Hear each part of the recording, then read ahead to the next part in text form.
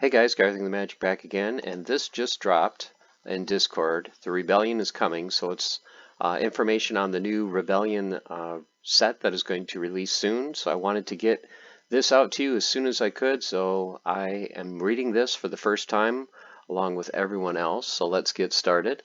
Okay, it's been years since the invasion of chaos and the rise of an empire. The cries of anguish have been replaced with the silence of oppression. Okay, so let's get to the good stuff. Let's get to the set itself. So the Splinterlands team is extremely excited to announce the release of our 5th core edition, Rebellion. Most ambitious card set release ever, as it introduces multiple entirely new elements to Splinterlands gameplay that will provide more player agency and engagement to the game. So the set will consist of 96 cards, so decent sized set. 2 limited edition promo cards, available only during the pre-sale. Okay, so pre-sale will be important to get those 2 cards. 9 legendary airdrop cards. Okay, that's more than I thought. 9, which will be distributed via a completely reimagined system that will incentivize players to hold on to the Rebellion packs and cards in order to receive the rewards. Okay, so you're going to have to actually have some Rebellion packs and not open them for the airdrops. So that's going to be interesting. I can't wait to see those details. So when Rebellion is released, the Untamed set, including dice and all related reward and promo cards, will no longer be allowed in modern format. Okay, this we pretty much knew. Okay, Rebellion booster pack details and pricing. Okay, 5 randomly selected cards, so a normal card pack, at least 1 guaranteed rare. The 2 limited edition promo cards will not be available in packs, nor will the 9 airdrop cards until after each airdrop occurs. Okay, the chances of receiving cards for each rarity or receiving a gold foil version of the card are the same as the past. Okay, legendary and alchemy potions can be used to increase the chances of receiving legendary gold foil cards at the same rate as previous. Okay, so nothing has changed there. Base price will be 5,000 credits or 5,000 DEC. You can spend vouchers. Each voucher will reduce the price by 200 credits or DEC. And the maximum discount available will be 20%. Okay, so the maximum voucher discount will be 4,000 credits or 4,000 DEC plus 5 vouchers. So you're going to need 5 vouchers per pack. So like I've been saying forever, guys, if you don't have your vouchers, get them now before the pump. They're only, what, 2.5, not even 3 cents. So good value still, being that cheap. Okay, considering the price of DEC and voucher tokens on various markets at the time of writing, the total cost for a pack, not including bulk bonuses, will be about $3.10. So just a little over $3 a pack. So that's reasonable, I think. There will be bonus packs available for bulk purchases. However, the bonus amounts will be reduced somewhat from previous pack sales. Okay, purchases of 100 or more Rebellion packs from the shop in a single transaction will be a 5% discount. So in the past it was 10%. Now it's only 5%. Additional packs at a cost of 5 voucher tokens each. At 500 packs or more, the bonus increases to 10%. And at 2,000 packs or more, bonus eligibility increases to 15%. Okay, so you are getting just not quite as much as you were in the past for bulk purchases. Okay, the reduction in bulk pack amounts will help reduce the rate in which bulk purchasers can undercut the shop on the secondary market, so that is good, which should help maintain pack and card values and encourage more sales to go through the shop.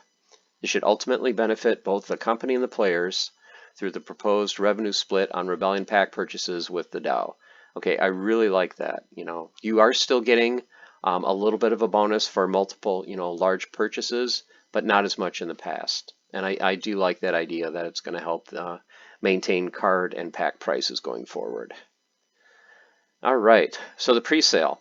500,000 Rebellion booster packs will be made available for sale before the set is released. And this will begin on Wednesday, October 18th at 2 p.m. Eastern. The pre-sale will continue for 30 days until all 500,000 packs are sold out, whichever comes first. My guess, they will be gone within an hour. 500,000 packs, yeah, they'll be gone that day, but probably within an hour, maybe a few minutes, just my guess. The pricing of the pre-sale packs will be the same as during the general sale. However, packs purchased during the pre-sale will be eligible for a number of limited edition bonus rewards. Okay, so you're going to want to see they're really pushing the pre-sale. Please note that the Rebellion booster packs purchased during the pre-sale will not be able to be opened until the set is released. However, they'll be able to be transferred, bought, sold on asset marketplaces. Any packs out of the 500,000 that are not sold, basically by 30 days will be burned, but there's no danger of that. Those 500,000 packs will be sold, and they will be sold quickly. Okay, pre-sale leaderboard prizes. The top 6 accounts that hold the most Rebellion booster packs purchased through the Splinterline shop during the pre-sale, which will not be me, will win the opportunity to participate in the design of a legendary summoner card, so that's cool, which will be one of the 9 airdrop cards to be added to the Rebellion set. This is an amazing opportunity to get your own character design added into Splinterland's lore forever. Okay, so we know now, so at least 6 out of the 9 legendary cards will be summoners. Airdrop legendaries. The account with a top spot on the pre-sale leaderboard will be able to choose the element, or, hint hint, possibly elements, for their legendary summoner design first. And the remaining 5 will be able to choose in the order of the leaderboard position. Okay, so that makes sense. Additionally, the accounts in the top 250 spots on the pre-sale leaderboard will earn an in-game title, so that is cool. And 250 spots, that's a decent amount. So the Dawnbringer will be for the first 30, the Defiant for 31 through 100, and the Rebel from 101 to 250. So that is cool. Ooh, we get to see the promo cards, guys. Here we go. Pre-sale limited edition promo cards. In addition to the leaderboard prizes listed above, players who purchase Rebellion packs during the pre-sale will also be eligible to receive not 1 but 2 new limited edition promo cards. These cards will only be minted during the pre-sale. They will not be included in the booster packs. Okay, that means they are ultra rare. The only way to get them is to purchase packs during the pre-sale or buy them on the market from someone else who did. So let's take a look at these two. So we have Mantaroth, legendary. Okay, he does melee damage, slow, decent armor and health. Okay, so it has shield. That's good for a tank. A new ability. We'll have to see what that is.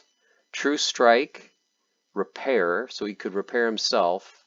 And blast. Okay, so he is nasty. And then we have Gimbarden Smith. So he has no attack, extremely slow, decent armor, good health, immunity, so he's good in poison rule sets, takes less damage from magic, has shield, so he takes less damage from melee archery, and he has repair, so decent card. Okay, for every 10 packs purchased during the pre-sale, including bonus packs available with bulk purchases, players will receive 1 Grimbarden Smith neutral rare card. So you get 1 of him for every 10 packs. Each card received will have a 4% chance of being gold. Players will be guaranteed to receive at least 1 gold foil version for every 250 packs they purchase. Okay, so you buy 250, you're guaranteed a gold 1 of him, and you get 1 of him for every 10 packs. So that is going to take a long time to level. So what is that? It takes, what, 115 to max out a rare, so you're looking at 1,150 cards. Or 1,150 packs to get a max one. Okay, on top of that, every single Rebellion booster pack purchased during the pre-sale will have a 1% chance of receiving Mantaroth. Wow. Players will be guaranteed to receive at least 1 for every 100 packs purchased, and at least 1 gold foil for every 2,500 Rebellion booster packs.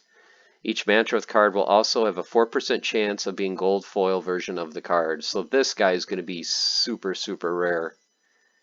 So 1 out of every 100 packs. So if they sell, well, let's do the numbers. There's 500,000 packs available. 1% chance is 5,000. So there's going to be 5,000 of him. And then divide that by 11 for a max copy. You're looking at under 500 max copies. Okay, just to throw some perspective in there. So you're going to have less than 500 of this guy out there. You may notice that the Rebellion cards feature a completely redesigned card frame that really allows the amazing artwork to shine through. Yeah, I like the borderless cards. It's really cool. And I do like the bars at the bottom, so you can kind of tell what level they are quickly. You know, like he's obviously level 4, max legendary. He's obviously, you know, max for rare, level 8. Okay. The Rebellion set is currently scheduled to be released on Tuesday, December 5th, during the regularly scheduled maintenance period. At this point, all packs purchased during the pre-sale will be able to be opened. All the cards and mechanics will be added to the game. The Untamed set will rotate out of Modern. Okay, so it's going to rotate out on December 5th, and players will be able to claim the rewards from the Rebellion pre-sale. General sale Rebellion booster packs will begin then. There'll be a total of 9.5 million packs available, so 10 million total. So that's good to know. Every day starting on the date that the Rebellion set is released, if fewer than 25,000 packs are sold, the remainder of the packs will be removed from the sale pool. Okay, it didn't say burned, it said removed. Of the packs removed from the sale, 90% will be burned. Okay, so 90% are burned and 10% goes to the Dow. So let's say in one day they only sell 10,000. Of those 15,000, you're going to have 13,500 burned and 1,500 go to the Dow. Okay, and then they give an example there. Okay, this ensures that the set will be sold out within at most roughly 1 year from the date that the sale begins, regardless of how many packs are sold during the general sale. This will allow the market to ultimately determine the amount of packs and cards that will be in circulation. Okay, so now let's get to the new abilities. We have that fist symbol, Armored Strike, Axe hitting, Corrosive Ward, Flank, and Lookout. Okay, 4 new unit abilities, which should open a host of new battle strategies and combinations for players to use. Okay, each ability is described below. So first we have Armored Strike. Any unit with this ability gains an additional melee attack using its armor stat. This allows characters to improvise with deadly force using their gauntlets, shields, helmets, or perhaps physical attributes, spikes, hard shells, etc., as weapons. Okay, so whatever your armor stat is, that will be your second attack. So that's interesting. Corrosive Ward. When hit with a melee attack, a unit with this ability does 2 damage to the attacker's armor and reduces the max armor by 2. This is the nemesis to the repair ability. You can't repair something that's been melted into acidic goo. Note that this only affects units with armor. Okay, so if you are basically retaliating against it, you're doing 2 damage to the armor and it's reducing the max armor, so it could eventually go away. So that's a good ability. Flank. Oh, I scroll down now, I see multi-element summoners. So this is very exciting. I can't wait to get to the next part already. Okay, Flank. If the unit with this ability is in the first position, then the unit in the second position gains the Reach ability. Okay, so it's automatically giving Reach to whoever's behind the tank. Prepare to leverage positioning with the element of surprise. Now your first 2 units can work together to bring down the enemy tank. So that's cool. So Flank is basically giving Reach to whoever's behind it. So that does open a lot of possibilities. Lookout. A unit with this ability results in adjacent allies taking 1 less damage from attackers with Sneak, Snipe, and Opportunity. Wow, that is cool, because those abilities are so prevalent in battles. Everybody loves using Sneak, Snipe, and Opportunity. So now the monsters on either side will take 1 less damage if they get hit with those. So that is cool. Give your team a heads up when stalkers approach from the shadows. It's always a good idea to have a lookout. Okay, sweet. Multi-element summoners and summoner tactics. So the first one we have is dual element. Dual element summoners give you access to twice the cards when creating a team. Prepare for mind-bending strategies as you blend 2 different elements together. Ability choice. Once both teams are revealed on the battlefield, you can determine which summoner ability to apply. Will you buff your team or debuff the enemy? Okay, that's cool. So it looks like the ability choice is mainly going to be for the dual element summoners, maybe? And then target options. Buff your tank or your sneak unit in the rear, or would it be better to buff your entire team? The choice is yours, but hurry, the clock is ticking.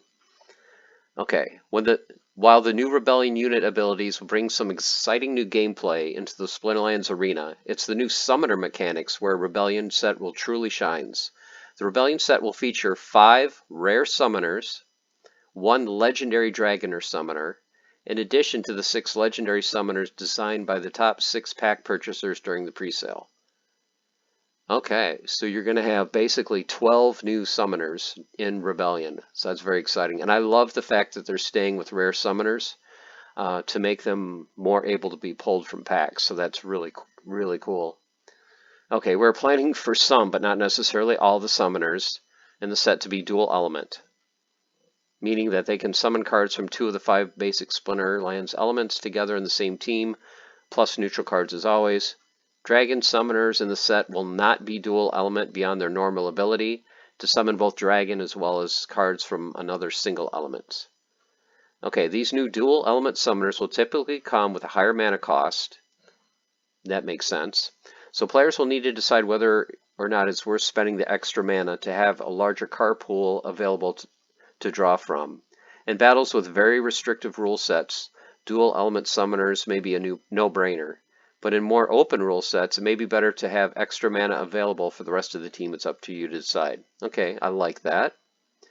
In addition to featuring dual element summoners, the Rebellion Edition will also introduce a game-changing new mechanic known as Summoner's Tactics. Summoner cards with this mechanic will have 2 different sets of buffs or debuffs that are available for the player to choose from after both players have revealed their teams.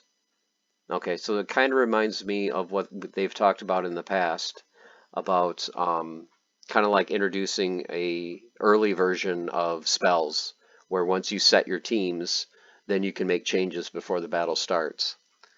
It is currently planned that most, if not all, of the summoners that are part of the Rebellion set will have the tactics mechanic. And then it shows the tactics stage, shows a summoner. Let's take a look, see if we can see this a little bit better. So this summoner, and it says select ability, you can choose the ability of either armor or -1 ranged. And it looks like this summoner is water. Yep, he's playing water team.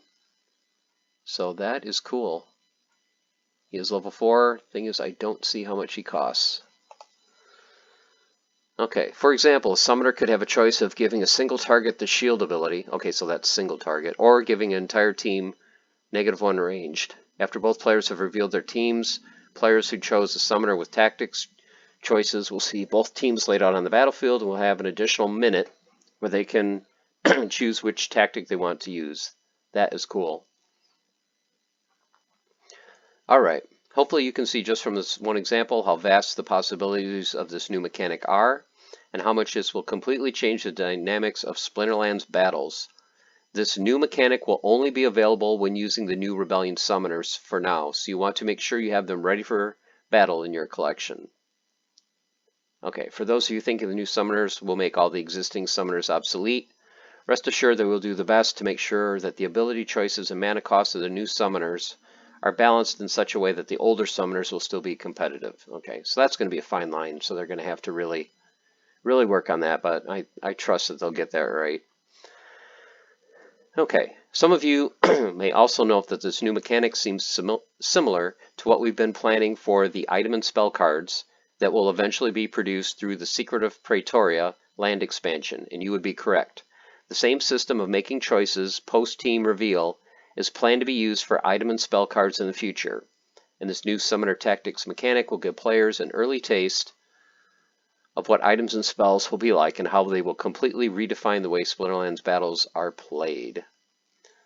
Let's see, airdrop conflicts. So what is this page? Airdrop character name. Okay, As if there wasn't enough already, as if there wasn't already enough exciting new things that are part of the Rebellion set, we're adding one more, which will completely revamp of how the airdrop system works. In the past, players who purchased packs would simply receive airdrop cards based on the number of packs they originally purchased, regardless of whether or not they held those packs or immediately sold them on the secondary market. With Rebellion, there will be a new airdrop system put in place known as conflicts that will require players to stake unopened Rebellion booster packs or Rebellion cards in order to participate in the ongoing war to fight the Chaos Legion and earn new powerful airdrop cards as a reward in proportion to the amount of packs and or cards that each player contributes over the duration of the conflict. Each conflict will be scheduled to run for approximately 1 month, with its associated airdrop card becoming claimable once conflict ends. The first conflict is currently planned to start in December, shortly after the launch of the Rebellion set, meaning the first airdrop card is expected to be claimable in early January to ring in the new year. The next conflict will begin immediately after the previous one ends. So with 9 airdrop cards in total that are part of Rebellion, we expect the conflicts to run for roughly 9 months in total. Each conflict will have a fixed amount of the next airdrop card that will be available for players to earn at the end of the conflict, based on their participation relative to all other participants. To participate in a conflict, you will need to purchase 1 or more battle wagons using a small amount of voucher tokens. I like this, cost to be determined, another voucher use, in which they can stake the Rebellion cards and booster packs. Okay, so you're going to have to, if you want these airdrop cards, you've got to stake packs and cards, and you've also got to use some vouchers. So that sounds cool to me. Each battle wagon will allow 5 cards and up to 100 packs to be staked. Cards and packs can be added to a conflict at any time, can be unstaked instantly, so that's nice. There's no like week cooldown to get your cards or packs back. While staked, cards and packs will not be able to be transferred, listed for sale or rent, delegated out, or used on land. However, cards that are staked on a conflict will still be able to be used in battles. Note that only Rebellion cards and Rebellion booster packs can be used in conflicts, and it does not matter how those cards or packs were obtained. Okay, so it's Rebellion only. No other cards, no other packs from other sets. Okay. Every hour over the duration of the conflict, the total collection power of the cards and packs that are staked will be counted for each participating player and added to the points total for that player to the conflict. Each pack that is staked will count for 150 collection power towards the conflict. Keep in mind that battle wagons will only have 5 slots for cards each, so players are encouraged to combine their cards and level them up to get the most value out of each wagon slot. The goal here is to discourage players from staking thousands of level 1 common cards, as they will need to spend more voucher tokens on more battle wagons in order to have enough slots for those cards as compared to someone who combines their cards into fewer higher level versions. Okay, so that's good thinking on their part. At the end of the conflict period, players who participated in the conflict will be able to claim their rewards. The more points a player earns during the conflict, the more chances they have to receive more of the fixed pool of available airdrop cards. Each airdrop card awarded will have a 2% chance of being a gold foil version, and players will have the option to spend voucher tokens in order to increase the chances to 4%. Once again, I love it. Another voucher sink, kind of turning it into an alchemy potion. The points will reset for everyone when the conflict ends, so everyone will start back at 0 for the next conflict. However, players will only have to purchase battle wagons once and can use them in all conflicts going forward, and their packs and cards and packs will remain staked from the previous conflict into the next one. The days of being able to simply buy packs, flip them while still earning all the future airdrop rewards are over. And going forward, players will need to hold on to their cards and packs or pick some up on the market and combine their cards in order to earn the rewards. We are very excited to see this new system in effect, and we feel that it will go a long way towards the goal of rewarding players who are committed to the game and to the ecosystem for the long term, and not those who are looking to make a quick profit. I could not agree more. For players who already hold onto their cards in packs and combine their cards to the highest level possible for use in battles, this system should require relatively minimal changes and possibly more rewards. Please note that the final naming and other details of this new feature may change before it's released. Okay, join the rebellion. Everyone reading this has the opportunity to get in on the ground floor of the most ambitious and literally game-changing new card edition in the history of Splinterlands. We expect the release of Rebellion to mark the beginning of a completely new phase of gameplay that brings the value of player skill and quick decision-making to the forefront. Last but not least, we want to remind players of the currently active SPS DAO governance proposal, which will allow the DAO to earn 50% of all revenue from Rebellion pack sales through the Splinterlands website. This is yet another exciting and innovative part of this project that serves to highlight how blockchain-based games can provide a vastly improved relationship between the player base and the development company than was ever possible in the past. And the last sentence, the Splinterlands team cannot wait to fight against the forces of chaos on the battlefield alongside our amazing player community, Vanak. Okay guys, thanks for bearing with me on this long video. Very exciting. I love the voucher costs in here. I love the fact that you have to hold packs and cards to be eligible for the airdrop. That's very cool. The cards look great. The new battle mechanic where you are able to basically choose what buff or debuff before the battle begins is great. I love the idea of the summoners, some of them being rare, so those will be easily able to acquire those. The 4 new abilities seems pretty cool. And like I said, this is the first time I've seen this, as well as the first time you guys have seen this. So a lot to digest, a lot to take in, but very exciting time. I can't wait for the town hall in just over an hour. So hope you guys enjoyed the content. If you did, please like and subscribe if you haven't already. And until next time, remember guys, stay the course, keep on forging, take care.